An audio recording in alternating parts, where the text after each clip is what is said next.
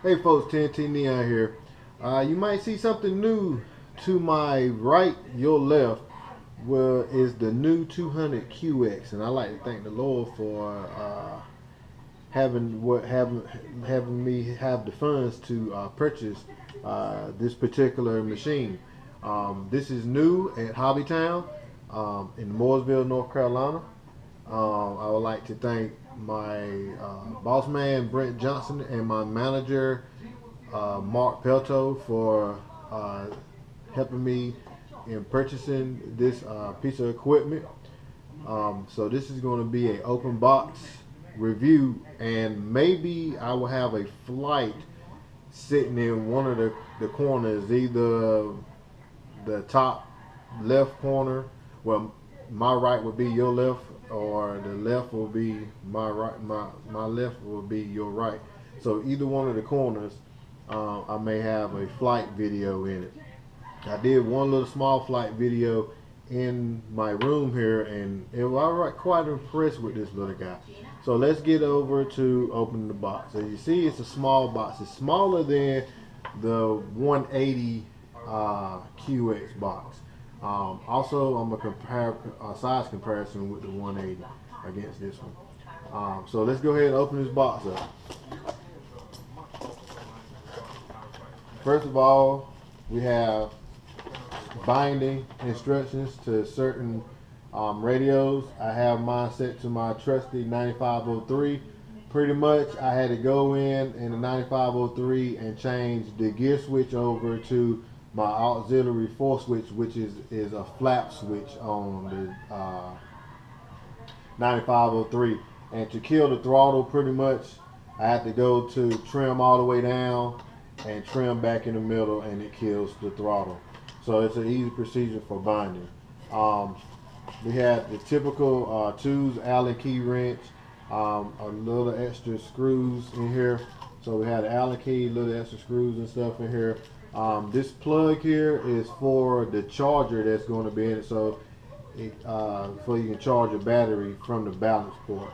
Also, and we have the manual. Of course, the top of the styrofoam says Blade 200 QX.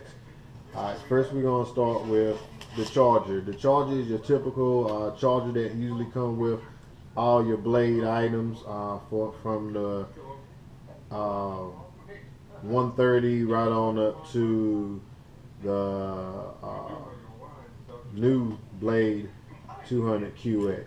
Of course, it has the adapter for it. And like I was saying, with that plug, it plugs right into this balance port here, so it charges off the balance port. All right. We have a blade remover wrench.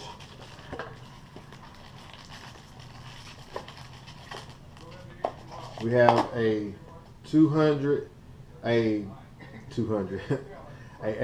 milliamp 2S 7.4 battery pack.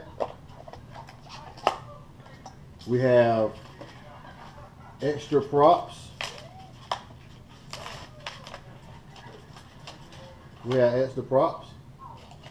All right. And now to the main resistance. We have the Blade 200 QX,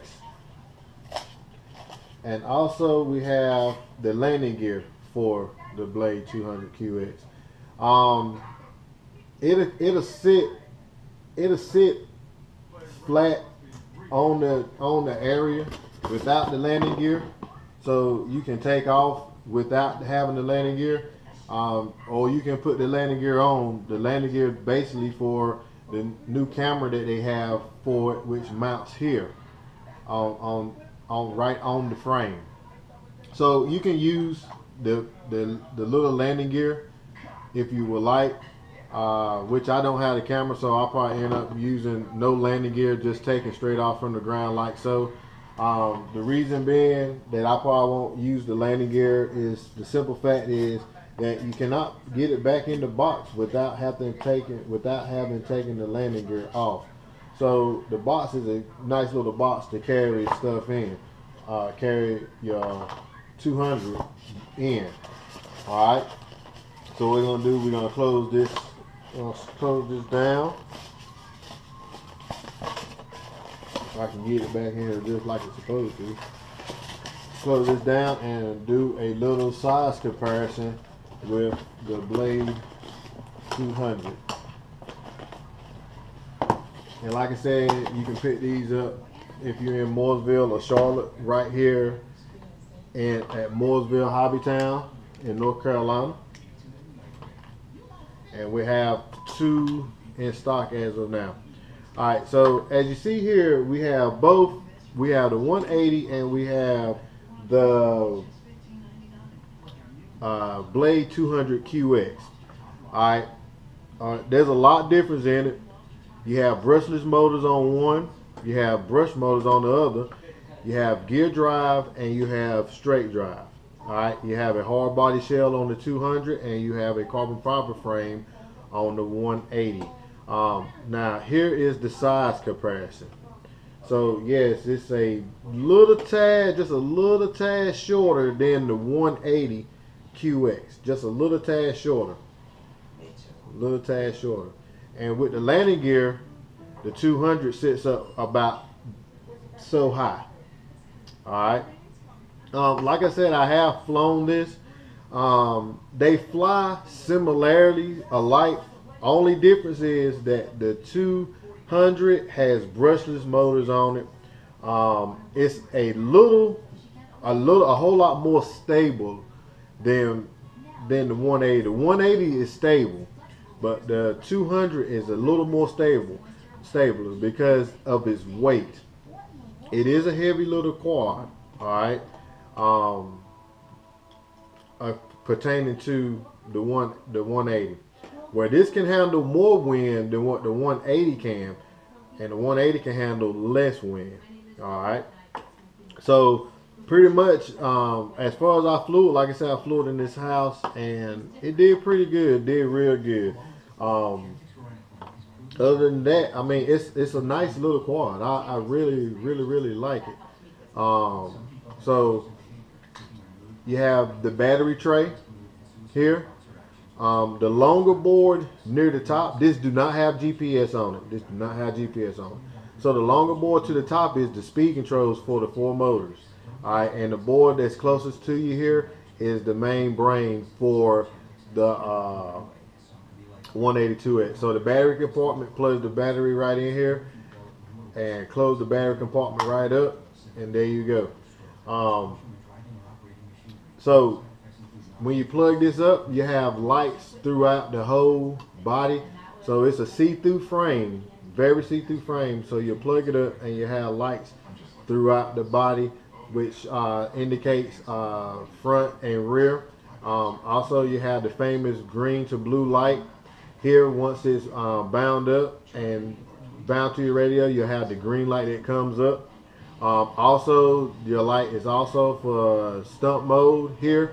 It'll go from blue, from green, which is stable mode here, to blue, which will give you a little more angle, and agility mode, where you can flip this little guy up and down, do whatever you want with it. Flip it, roll it, loop it, whatever you want to do with it.